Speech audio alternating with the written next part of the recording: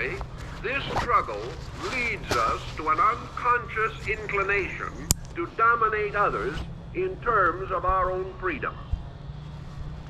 For us, therefore, freedom implies the right to influence others, whereas freedom actually means the right to express self. We imply that self-expression must always curtail the self-expression of someone else, that it is necessary for our happiness and security not only that we reveal our inner life, but that we impose this life upon the lives of others.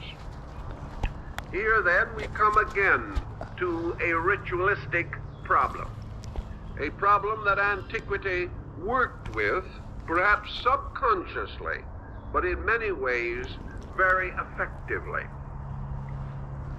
Because life was rather more simple in those times than it is now, there were many more experiences possible to the individual without this sense of dominance.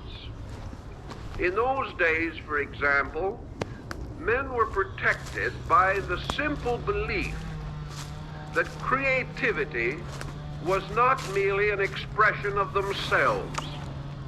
Creativity, as we find it expressed in the dialogues of Socrates, was a daemon or spirit, a muse or a divine power operating through man.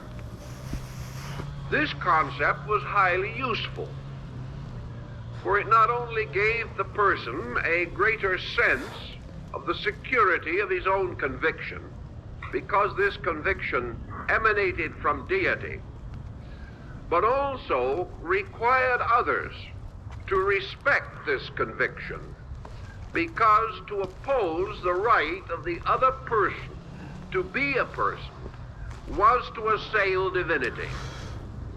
We do not have this factor strong enough today, however, to protect the right of creative expression. We no longer assume that our greater attributes are God-given. We rather like to assume they are our own.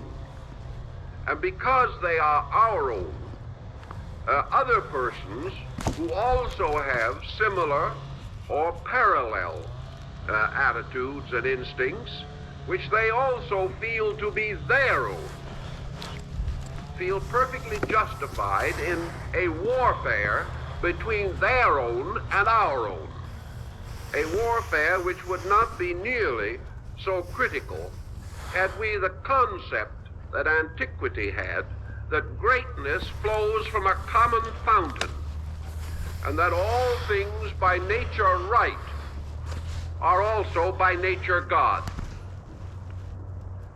The competition between man and man is more possible than the competition between man and God.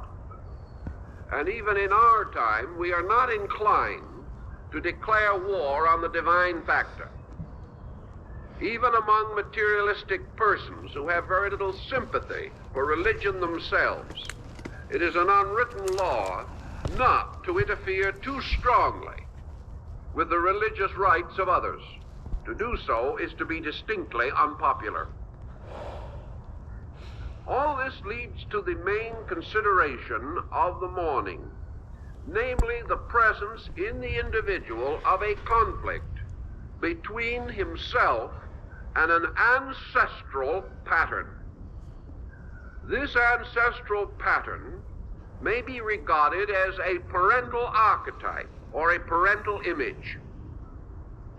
And within ourselves, authority of origin is consistently and continuously divided. We are impelled at one moment to move outward from authority, and at another moment we are impelled to move outward from self. Today, in the West particularly, we move outward very largely from authority. because psychologically authority is strong in our consciousness, and individual action or selfness is not so strong. The self of man represents something. It is a focal point. It is an identity, a core of individuation. It is a center of personal acceptance of existence or of life. It is the self that no one knows. We do not know it ourselves, but we postulate it, for from it is an ever-flowing source of selfness. And this selfness is apparently inexhaustible. There seems to be no reason to assume that we will, for a long time, perhaps for millions of years, actually become aware of the fullness of self. For this awareness can only come from the total experience of self, and self being almost infinite. The total experience is continuous to infinity, and we are not certain that we can exhaust this experience. Self, as we may term it, floats or rests like an island in the midst of an ocean of that which is not self. That which is not self does not mean non-existent, negative, or in any way essentially a contrast to the nature or substance of self. But this great sea of unconsciousness in which the self rests precariously is not a thing, it is the thing. This universal sea has an everything about it. It may be described in the terms of all, or most, or many, or much. When we say to a person, well, everyone knows that this is the proper answer, that word everyone stands for the unconscious. It stands for this thing that you cannot measure or weigh.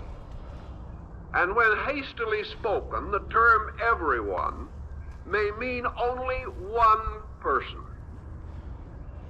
It is merely a figure created for emphasis. It is a bad bit of semantics. Or perhaps this everyone grows up to mean